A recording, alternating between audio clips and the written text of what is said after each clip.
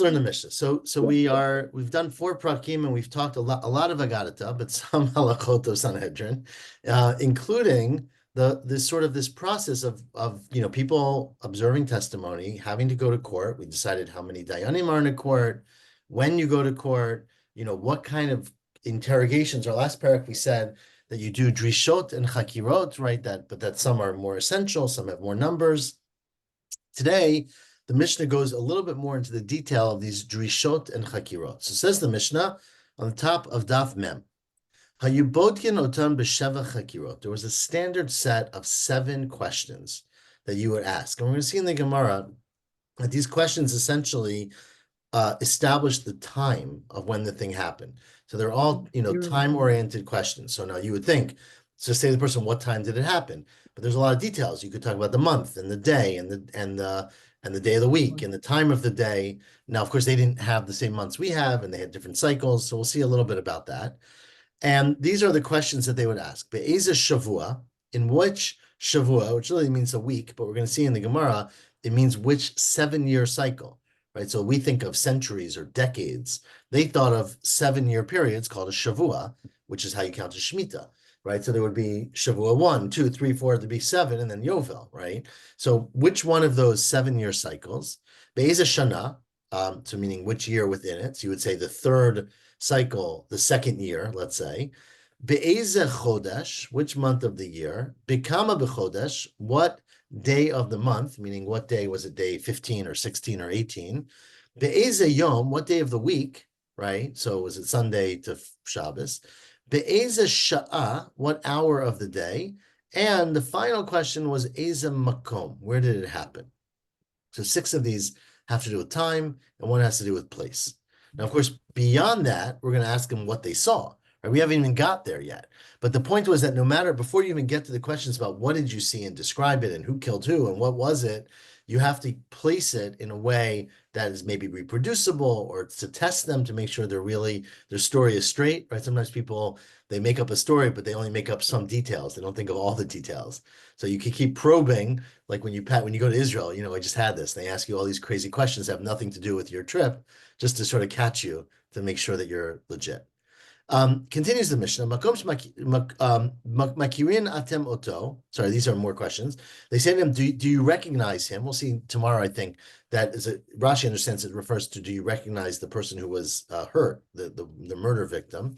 Hitartembo, did you give him hatra'ah, right? Did you warn him? Because remember that if someone does something, but they aren't given hatra'ah, we don't punish them. Now, let's say the act that you're viewing or commenting on is worshiping an idol. You ask questions about the idol. Et mi avad, which avodah zarah, ubeme avad, how did the person do it, etc., etc. Says the Mishnah, in addition to the 7 essential ones, whoever asks more questions, that's praiseworthy. And in fact, Maaseh ubadak ben Zakai, Charlie, there was a story where Ben Zakkai, of course, it's not so clear. We don't usually refer to Rabbi Yochanan ben Zakkai as Ben Zakkai, but there was a story where Ben Zakkai checked the witnesses be'uktzei te'enim. He asked them about the stems of the figs, right? So presumably the story, we'll see again in the Gemara, some details, but the story was that someone said, we were standing under the fig tree and I saw Reuven kill Shimon. And so obviously the relevant things are Reuven and Shimon and the knife and things like that. But the Dayanim said, well, what color was the tree, right? Or what was he wearing? And it's not essential, right? You could say, I don't know. But if you contradict each other, if one says it was a red shirt and one says a yellow shirt, that would be a very relevant piece of information. Says the Mishnah now, the last narrow line in Daf Mem, Amud Aleph, Ma bein chakirot levdikot. What's the difference between the chakirot, the essential initial questions, where, when, those kind of questions, and the bedikot? Then chakirot, if you ask someone what day of the week, and one of the witnesses says, I don't remember what day it was, edutam betela, then even though they said, I definitely saw Reuven kill Shimon, but if they can't place it, their edut is not accepted. They don't have a full story. But bedikot, the questions of like, what color shirt was he wearing, or what did the tree look like, echad omani yodea, if one witness says, I don't remember, I feel shnayim won't remain on yodim, even if neither one remembers or says they don't know, edutan kayemet, then their edut is mikayim. Of course, it would be a problem if they contradicted each other, but it's not a problem if they say, I don't know. Says the Mishnah, I'm sorry, I keep speaking out the next words. Echad chakirot v'echad b'dikot, both the essential questions and the sort of secondary questions, bisman shemakhishin zeh zeh, if the witnesses contradict each other, edutan betela, then their edut is batel. Now, when we say contradict, remember that we do admit that some people have some flexibility in how they speak. So, for example, echad omer b'shnayim b'chodesh, v'echad omer b'shlosha b'chodesh, right? One says it happened on the second day of the month, and one says it happened on the third day of the month. That we don't assume that they're contradicting each other because, remember, in the beginning of the month, you don't always know when the month started, right? Some people heard about the Rosh Chodesh, some didn't. So it's early in the month, right? If it was the 25th day, you would expect they already know by then. But if one says 2 and one says 3, then Edutan Kayemet. Shezeh Yodeh bi B'Rosh Chodesh, then Yodeh bi B'Rosh Chodesh. One knew that, in fact, they made the last month a leap month. So what you call day 3 is really day 2, right? Because it was the 30th day in the last month. So that, of course, so meaning reasonable things, we will not worry about contradictions if there's an explanation. But Zelmer b'shlosha, Zelmer b'chamisha, right? If one says 3, where am I? Yeah, one says 3, third day of the month. One says the 5th day of the month. Then edutam betela. Then they are contradicting each other. We don't know which one is right or which one's honest, but they can't combine because they can't say they saw the same thing. Echad omer b'shtei shaot, v'echad omer b'shalosh shaot. One says it happened at 2 hours of the day, right? Let's say shaot zmaniot. Let's say you start at 6 a.m. So one said it happened at 8 a.m., which is 2 hours. And one said it happened at 9 a.m. Then eduton kayemet. That's reasonable, right? Because you never know. You ask a person, when did it happen? They say 8 or 9 o'clock. That's reasonable. But if echad omer b'shalosh, v'echad omer b'chamesh, eduton betela, then 2 hours is not considered reasonable. And Rabbi Yehuda says, no, I disagree. Rabbi Yehuda omer kayemet. Right? That 3 and 5, you never, people say it was in the morning. You don't remember when in the morning. But if echad omer b'chamesh, echad omer b'sheva, edutam betela. There, even though it's still only a 2-hour difference, right? And Rabbi Yehuda just said 2 hours is a reasonable discrepancy. But if it's a difference of 5 hours of the day and 7 hours, that's a big difference because one is before noon and one is afternoon. Right? Remember, 6 hours in their day was noon, was the sun in the middle of the sky. And then shebechamesh chama b'mizrach ubesheva chama b'marav. Because at 5 hours of the day, the sun is still in the east. At 7 hours, it's in the west. So again, it's although it's only a 2-hour distinction, and people can make a mistake in 2 hours, there are qualitative things that they wouldn't make a mistake in, and therefore we would dismiss their testimony. Okay, after they asked the first guy all these questions, including where were you, what day, and all the secondary questions, then he leaves the room, right? And they bring in the second guy. So they obviously they don't ask them questions in front of each other. Achar kach machnisin et hasheni, they bring in the second witness, ubodkin oto, and you check him out. Im nimtzu devareim mechuvanim, if they say, okay, they seem to be accurate, meaning so we're going to rely on their testimony. So then basically we take their testimony for fact. The question is it enough to make the guy guilty, right? So remember, that's what we discussed in last parak. Then potchim b'schut. You always start, someone has to come up with a reason why it didn't really happen, or it was an accident, or it wasn't what they saw, or even though they testify, again, this is after you've established the witnesses. The first thing is you establish the witnesses, you ask them a lot of questions, you either throw them out, in which case the case doesn't advance, right? Or you accept them. But even though you accept the witnesses, the question is this now enough to make the person guilty? So you're always poteach b'zchut. Amar echad min ha'edim yeshil lamod alav zchut. If one of the witnesses says, oh, I saw it, but I thought of some detail that would make it a zchut. Oh, echad min ha'talmidim, or if one of the talmidim say, remember the Talmidim are not the 23 Dayanim, but the people sitting in front of them, says, it seems to me that I've got a proof that he's guilty. Yesh li lamod alav chova, as we said, and we quoted this before, mishatkin oto. We don't listen. So the witnesses cannot get involved even for the benefit. And the students are not allowed to say an opinion for guilt. But if Amar echad min ha'talmidim yesh li lamod alav zchut, if one of the Talmidim says, I have an idea of how this guy would be innocent, then they listen to him. And ma'alinoto, they would bring him up, meaning raise him. He was sitting on the lower chairs or sitting on the floor for all, they might not have had chairs. They would bring him up to the main stage, umoshiven oto beinehem, and he would sit among the official dayanim, the big court. And he would get to sit up there all day. So meaning it was basically an incentive to help people think of ways to find the person innocent. Im yesh mamash b'dvarav. Now, of course, sometimes people have great ideas, and it turns out that they're terrible ideas. So we would listen to the student. If there's something of substance in what he says, then shomin lo. Then we actually listen to his advice. Now, there's a little bit of a debate in the Mefarshim about whether shomin lo means we listen to him and we paskin, or whether we count him as a dayan, right? Do we actually elevate him as a judge and he gets a vote, right? So it would be the 24th vote, let's say. But either way, we pay attention to him. Va'afilu hu omer.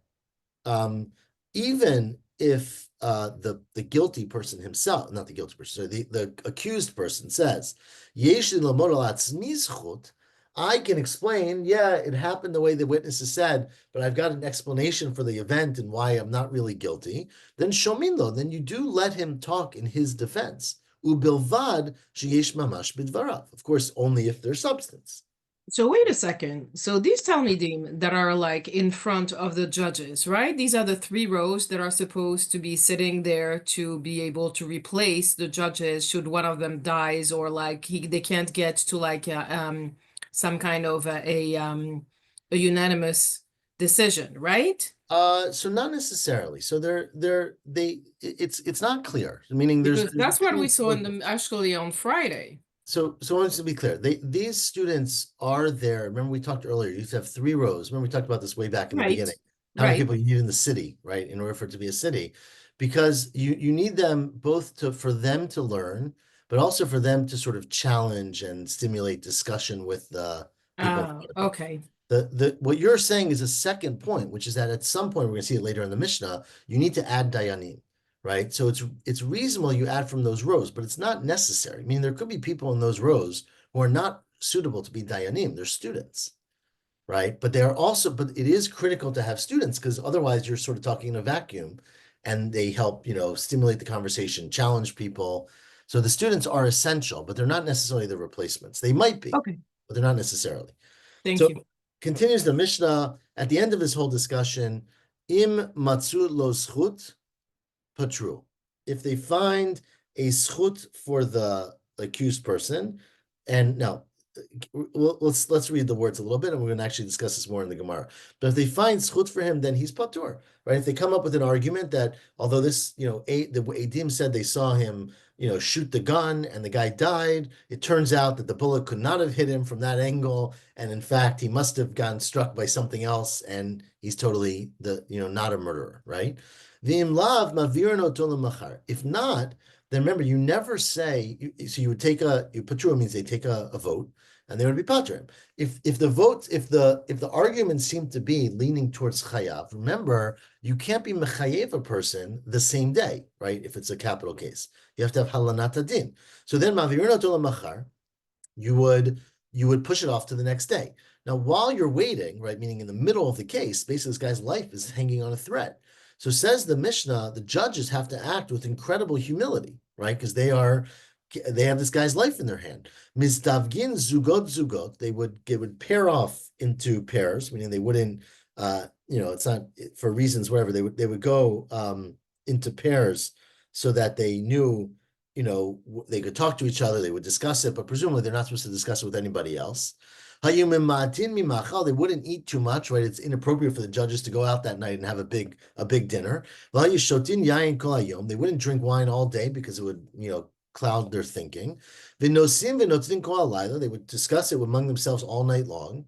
The next day, they would come back to Beit Din. And remember, as we discussed last week in the parak, in last parak, when you come back the next day, you basically revisit yesterday's opinions. You remind everyone, this is why we thought he was innocent. Remember, you always start with the same opinion you had. So if you said innocent on day one, not the same opinion. If you said innocent on day one, you have to start with that opinion. You can change it as time goes on, but you have to start with it, right? If you say guilty, you can say, I slept on it last night, I changed my mind. So Hamizakeh Omer, the one who on the day before said, I think he's innocent, says, Ani Mizakeh, I thought he was innocent, Umizakeh Ani b'mkomi, and I still think that. And the Mechayev Omer, Mechayev says, or could say, Ani Mechayev ani b'mkomi, right? I said this yesterday, and this is still my opinion. Now, it doesn't have to be that way, because Melamed Chova, the one who on day one said, I think he's guilty, can be Melamed Zchut, can now say, I actually thought about it and have a reason that he's innocent. Aval Melamed Zchut, the one who on day one said, I think he's innocent, cannot, Eno Yachol Lachzor Lamed Alav Chova. He can't change his opinion. Now, we said earlier, and I want to reiterate, he of course can change his opinion when it comes to the final vote, right? We never say to a person, once you thought innocent, you can never change it, because you got to be honest. But it means he can't argue a different opinion. He can wait till the end of the din and then vote. Ta'u b'davar, right? Now, let's say they come back the next day and they can't remember something, or they had some thought, and it turns out that they made a mistake. They made a mistake in the facts. They made a mistake in the logic. Remember, they would have scribes. Shnei sofrei hadayanim mizkirin oto. They would have scribes who would read back the court testimony from the day before. So if someone said, I forgot what I argued, or I had this idea, they would be able to read it back. Im matzulo zchut. Now, if at the end of this day, the second day, they all change, the majority changes their opinion, so they say, we think he's zchut, then patur, then he gets free. Imlav omdim leminyan. If not, then they say, okay, let's do an official count, right? So then, shneim asar mizakim echad asar mechayvin. If at the official count, the majority, even a one-person majority, 12 for zchut, 11 for guilt, zakai, that's enough. He's free. He's gone. He's a patur. But if it's the opposite, Shnai Masar Mechayvim, 12 judges say, we think he's guilty. He should be killed. He worshipped Avodah Zarah. He killed somebody. He did something wrong. And Echad Asar Mizakim, 11 said he's innocent. So it's only a majority of one. Or Afilo, we'll see in the Gemara what the afilo is. Echad asar mizakim, echad asar mechavin. There's 11 against 11. Ve'echad omer ani yodea, and one says I don't know, which doesn't seem like a more compelling group, because it's less of a majority. Or no, this is an important afilo. Afilo esrim b'shnayim mizakim. 22 judges say innocent, or b'chayvin, or 22 judges say guilty. But echad omer ani yodea. One judge says, I can't make up my mind. I can't come up to a conclusion. Then you don't have a court, because then you don't have 22 guilty and one innocent. You have 22 guilty and one who says, I can't judge, in which case you have to add judges. Yosifo hadayanim, then you have to add judges, which could be from outside or from the students. V'kama mosifin, how many do you add? Shnayim. You add two at a time until you take a vote again, right? And again, if it's a one-person majority for zchut, then he's patur. If it's a one-person majority for chova or a tie, then you keep adding more. Ad shivim ve'echad, until you get to 71. Now, of course, when you get to 71, what happens? Let's say shloshim v'shisha mizakim, 36 say he's innocent, and 35 shloshim v'chamisha mechayvin, then he's zakai, right? Then it's a majority of one. But if you have the opposite, shloshim v'shisha mechayvin and shloshim v'chamisha mizakim, 35 say innocent, 36 say guilty, that's not enough to make him guilty, because you can never be mechayev a person on P1 So, but you can't add more because you're at 71. So what do? Says the Mishnah, danin elu keneged elu. You stick them in the room, you lock the door, and you say, you've got to come to a solution, right? You have to argue one against another. Now, of course, the Gemara points out, this is not the way it has to be. Till you come to the truth, right? But we hope, of course, that it turns out that one of the mechayvim changes their opinion and says that he's zakai, because we care about people's lives. But if that's not the facts, then of course they can switch it the other way. And when you come to a final din, even though you previously said innocent, you can change your opinion and say that now the evidence suggests to me that he's guilty. Okay, that's a long Mishnah. We're going to have a few days discussing this. Says today we have another Amud to discuss it. Says the Gemara, Minani Mili. Now, what's the source for this idea? Now, again, it's not so clear what the Minani Mili is. So Rashi says it's that you ask 7 questions specifically, right? Not the idea of questions, but how do you know that there are basically not, of course, there could be 50 questions, depending on the circumstances of the case.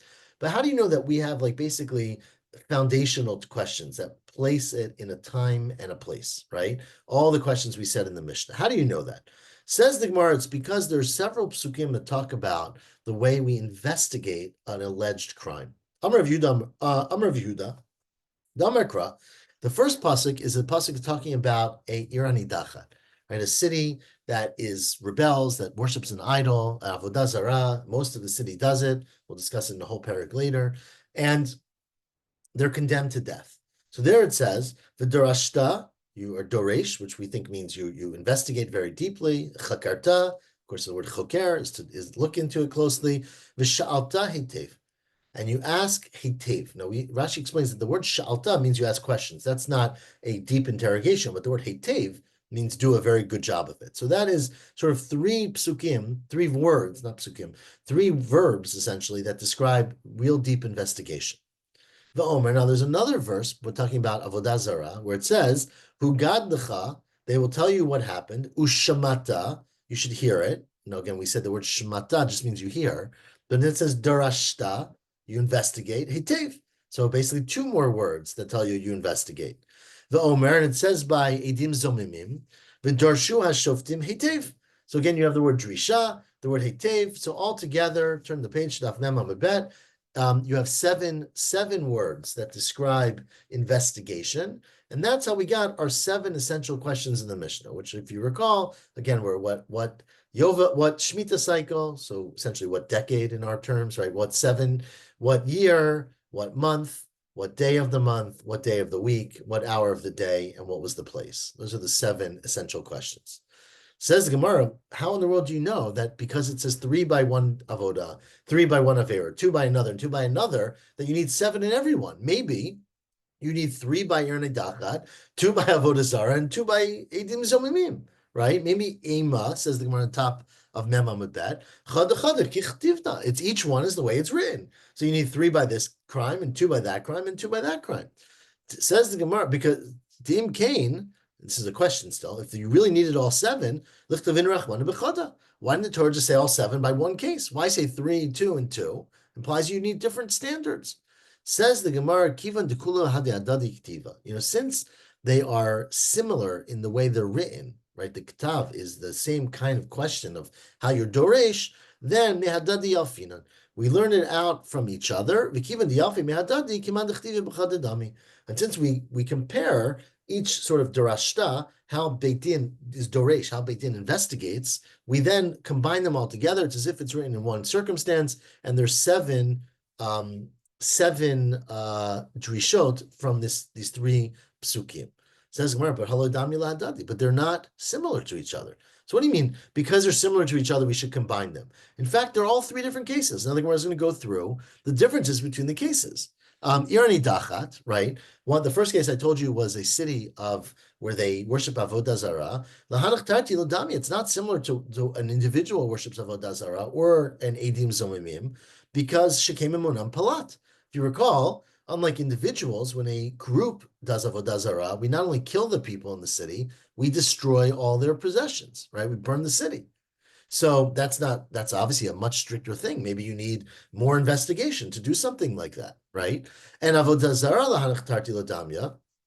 Avodah Zarah is not similar. Shekem b'sayif. Avodah Zarah has a punishment of being killed by a sword, which isn't necessarily the punishment in the other ones. It's a stricter things maybe. And Edim Zomimim, the third case of Edim Zomimim, which you recall, and we'll get to, of course, in the next Masechet Makot, is a witness who testifies falsely and says, I saw Ruvain Mechalel Shabbat, let's say, right? And Ruvain was not Mechalel Shabbat, and we proved that they couldn't have seen him because they were in Israel on that Shabbat, right? That makes them Edim Zomimim. They get killed with whatever punishment they were going to give the person, but remember, they're very strict in some ways, because Edim Zomimim, if you recall, they do not require Hatra'ah. They don't have to be warned in what they do, because you can't warn them. You don't know that what they're doing is a lie, right? So Edim Zomim and Lahanach Tarti Lodamya, Edim Zomim are not similar to Avodah Zarah and Yerni Dachat, Shekein Tzrichim Hatra'ah. The other ones, Avodah Zarah and Yerni Dachat, need Hatra'ah. Edim Zomim don't need them. Says Gemara, you're right. They're not exactly the same. These are 3 different mitzvot, but they have a common word in every description, and the word is hetev. The hetev yafina mehadadi. You learn them not because they're essentially the same. It's not necessarily logical. It's from an extra, we'll see extra in a second. It's from a word that binds them together, the word hetev, and that makes a gzera shava. And says the Gemara, it's a gzera shava mufna. It's a gzera shava of an extra word. Remember, you can have a gzera shava where 2 psukim have the same word, but the word is essential for the story. And that's a weaker gzera shava. A stronger Gzera Shava is where there's a word, not necessarily an extra word, but a word that didn't necessarily need to be there, meaning you could have communicated the information without that word or with a different word, as we'll see in a second. And the fact that this word was chosen is mufna, it's extra to tell you that actually it's meant to compare it to another instance of that word. And says the Gemara, because the ilo mufna, if the Gzera Shava was not mufna, meaning the word was not extra, then ikil mifrach, you can ask a question on the Gzera Shava, and you could say, Avodah Zarah is different because it's Saif, and Yerni Dachat is different because you take all their money, and Edom Zolim are different because they don't need Hatra'ah. Says, well, you're right, La'ai, that's the truth, that's correct. Muf afnuye mufna. The fact that the word Hetev is extra. The Torah could have said the word either, Rashi understands it means either darshu or chakru. Right? So it could have said darosh darash or chuker chakar, I guess. It could have repeated it. V'shani kra b'dibura b'hetev, right? And the Torah changed the language and said the word hetev. So it added, I guess I went ahead a little bit. We're not to what I just said yet. So we'll get there in a second. It could have just said darash v'chakar, right? Dashu v'chakru, sorry, those two words. And it said the word hetev by edim zomimim, right? Shma mina lafnui. You see that it's extra. Va'akati says, well, you're right, it's extra by Edim Zomimim. Remember, by Edim Zomimim, it says Darshu Hetev, right? Which implies two drashot. But it could have said Darshu V'chakru, right? Instead of the word Darshu Hetev. So the fact that it used the word Hetev instead of the word V'chakru tells you the word Hetev is Mufna. Says, okay, but that's only by one case. That's Mufna Mitzad Echad. That means one side of the Gzera Shava is extra. But what about the rest, right? So let's read inside. Akati Mufna Mitzad Echadhu. It's only extra on one side. So bishlama hanach tarti mufnehu mishum davin michtav. Right? You could say by both avodah zara and by irani dacha, what's it called? Edim zomimim, that it says v'darshu hetev. It could have said v'darshu v'chakru. So the fact that you use the word hetev when you have another verb that can tell you to investigate means that it's extra verb, basically. But the third example was edim zomim, where it said v'darshu v'chakru hetev. So it said all three. You couldn't. How do you not have the word hetev? If you want to teach me three, you need to have three words to say that. Ela irani dachat my havli lemichtav. What could it have said? Haktiva kulu. Right? It said all three words. So you can't say that it could have said two of the words instead of the three. It said all three. Says Gemara, Hatam Nami Afnei Mufna. No, there too, it's extra. Midahavli Michtav Darosh Tidrosh. It could have said, let's say the Torah wanted you to know three words of investigation. It didn't have to use three different words. It could have doubled up. Darosh Tidrosh. Oh, Chakar Tichkar. But the Torah, in fact, used a third word, Vishani Kra B'dibura, and to use the word Hetev, Shma Mina Lafnuye. So that's how you know it's a Gzera Shava Mufna. And so you basically learn that irani dachat, and which is remember the punishment irani dachat is that you stone them, right? And avodah zarah, which is done with saif, you cut off their head, and edim zomimim, who get whatever they were planning to give. Let's say all those things are compared to each other, and between the three of them, for capital cases, at least those capital cases, you need 7 chakirot. Says the Gemara now, the last words on the first wide line of Mem Amabet. V'atu nechnakim. Now, what about people who get chenek, right? Chenek is strangling, which wasn't included in this. They are learned mikal v'chomer miniskalim, minaragim. We learn them from a kal v'chomer, from the much stricter punishments of skila, which happens by irani dachat, and hereg, which happens, psaif, which happens by avodah zarah. So we learned that out from a kal v'chomer. And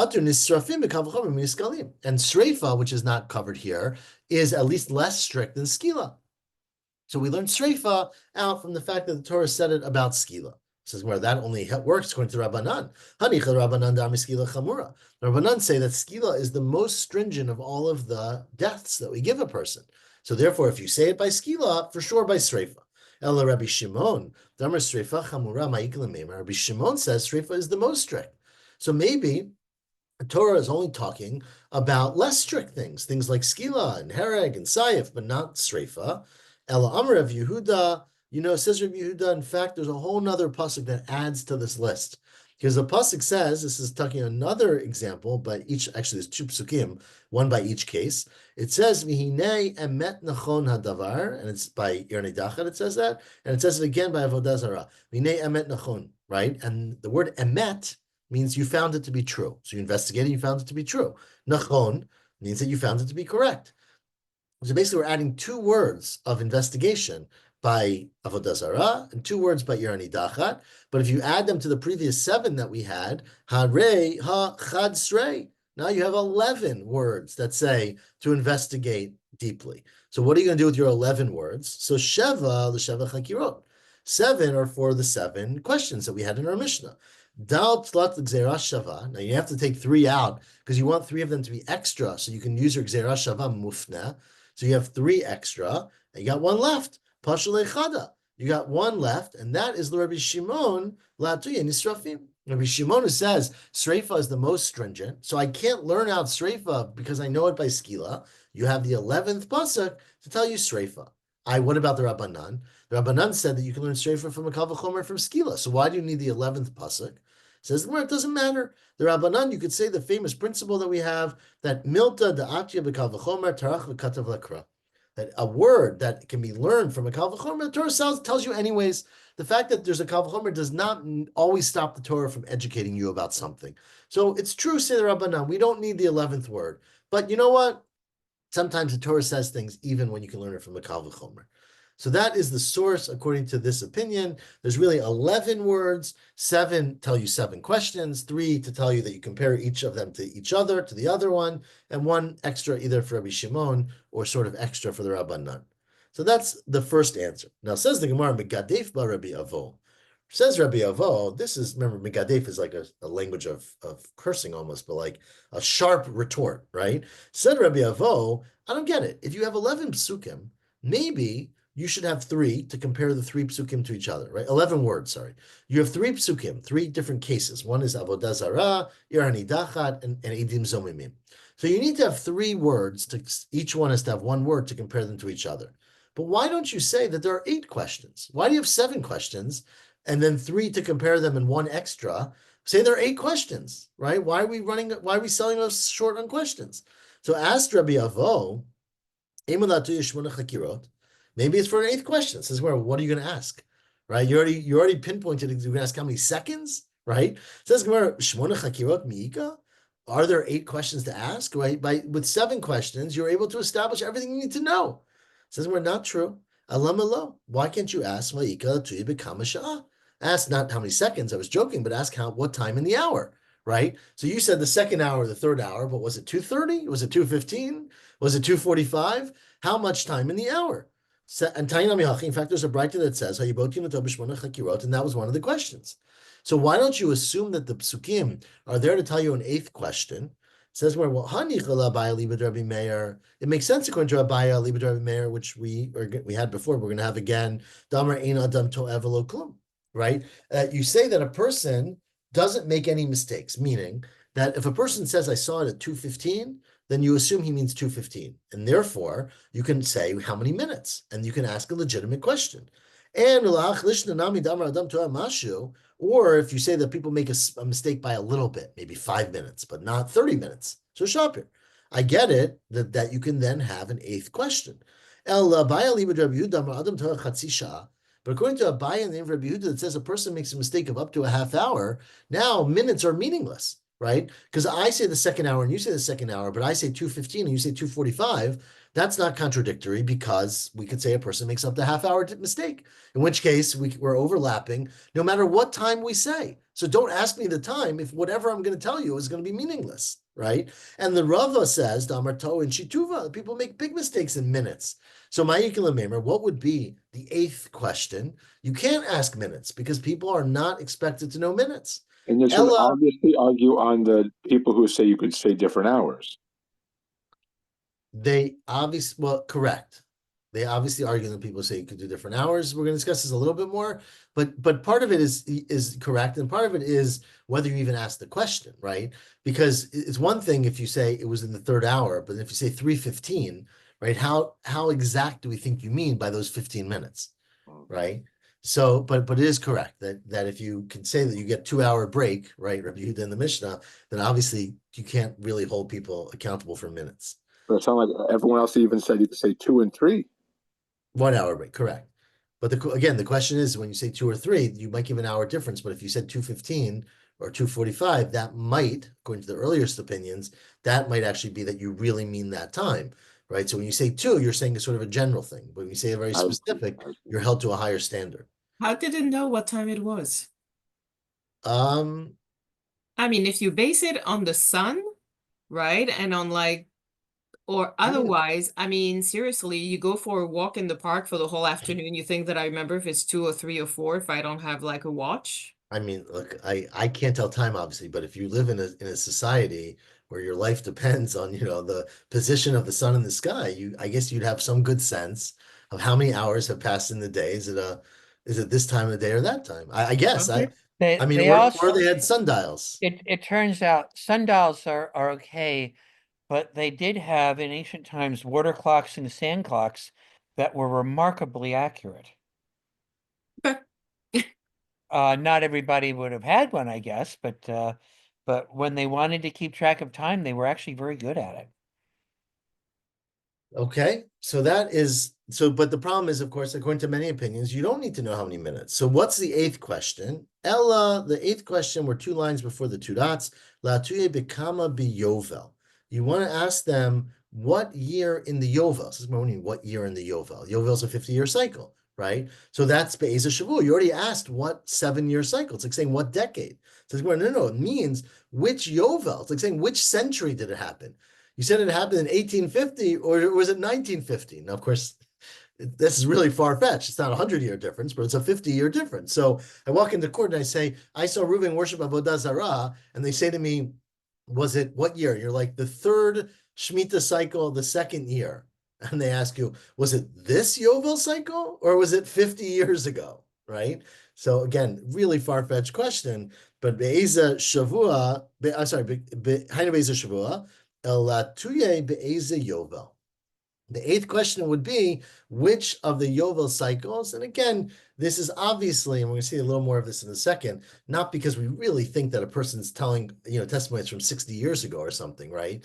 But part of it is just sort of, what do we require you to be aware of? If you walk in and say you saw something happen, you have to have the mindset and the awareness of exactly when you place that, and we would require you to give I'll say the century, because that's our equivalent, but it's the half century, basically. The Edach and the other opinion would be that that's a little bit more than a little bit far-fetched. Since you asked, what decade, or again, what Shavua, I don't know if there's a word for Shavua. It seems like there should be one, but which are equivalent to decade, right? That's a 7 factor, but which secade, we'll call it. Anyways, then you don't have to ask Eza Yova. So that was the debate about the eighth one. Continued the Mishnah. Rabbi Yossi said, did I read Rabbi Yossi? Did I skip Rabbi Yossi in the Mishnah? I think I might have skipped it, right? I don't know. Rabbi Yossi said in the Mishnah, I just turned back to the Mishnah because I don't recall reading it. The fourth line of the Mishnah, remember the Tanna Kama said there's 7 questions: what year, what cycle, etc. Rabbi Yossi said, fourth line of the Mishnah, you asked 3 questions: Be'eza yom, be'eza sha'ah, be'eza makom. I think I somehow missed it, right? You asked just 3 questions. What day did it happen? Which means what day of the week? What hour of the day, and what was the place? So we don't ask any of this, what month and what year and all that kind of stuff. Says the Gemara, Rabbi Yossi says it. Tanya, now there's a braita that expands in Rabbi Yossi's opinion. Amar lahem Rabbi Yossi the Chachamim. Said the Rabbi Yossi the Chachamim, your requirement to ask people these questions like the years and the Shemitah and all of that is ridiculous. The Divreichem, according to you, Mishabava Amar, Emesh Hargu. The guy walks into court and says, I saw someone kill someone yesterday. So we ask him, well, what century was it? What year was it? Like, doesn't make any sense. He said it happened yesterday. Amar lo be'eza shavua, you're asking which 7-year cycle of Shemitah? Be'eza shana, what year? Be'eza chodesh, bekama b'chodesh? He said yesterday, right? So that's why I say you don't need all those questions. The common thing is you say, what day did it happen? What hour of the day? And where did it happen? They said to him, okay, it's true that that sometimes is the case, but let's say, according to you, let's say a guy says, I was just standing in the street, I saw someone shoot another person, run into court and say, I just saw a murder. So now we have to ask you, what day did you see it? I saw it this morning, right? When did you see it? I just came in from outside. Amar be'eza yom, be'eza shah, be'eza makom, ella. This is a very controversial statement. Even when we don't really need the information, we always ask witnesses for information.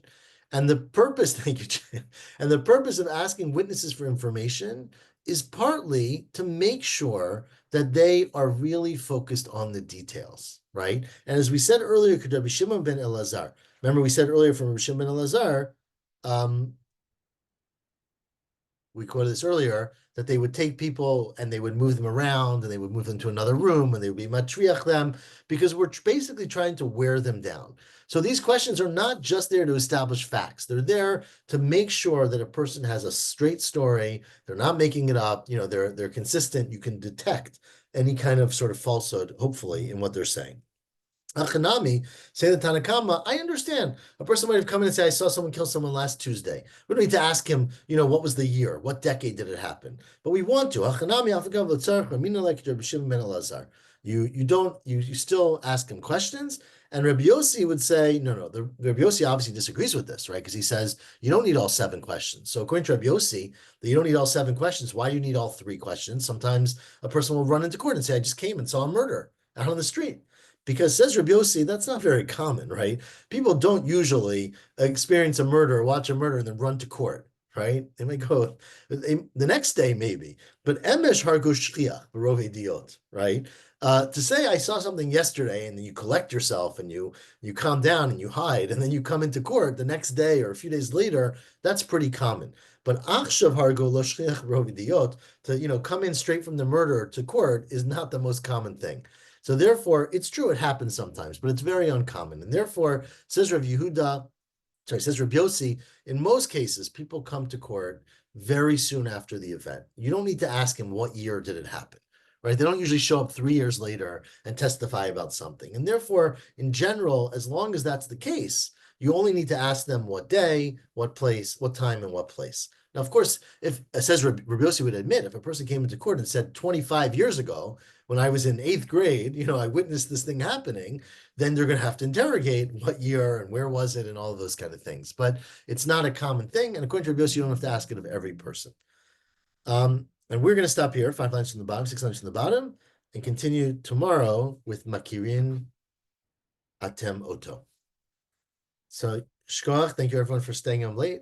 I know it's not late, but joining those of us. And I'm here, God willing, next Shabbat. Charlie, you're muted. I'm a night owl. This is not late for me. Okay, so next Shabbat, God willing, we will learn Motzei Shabbat at our regular time.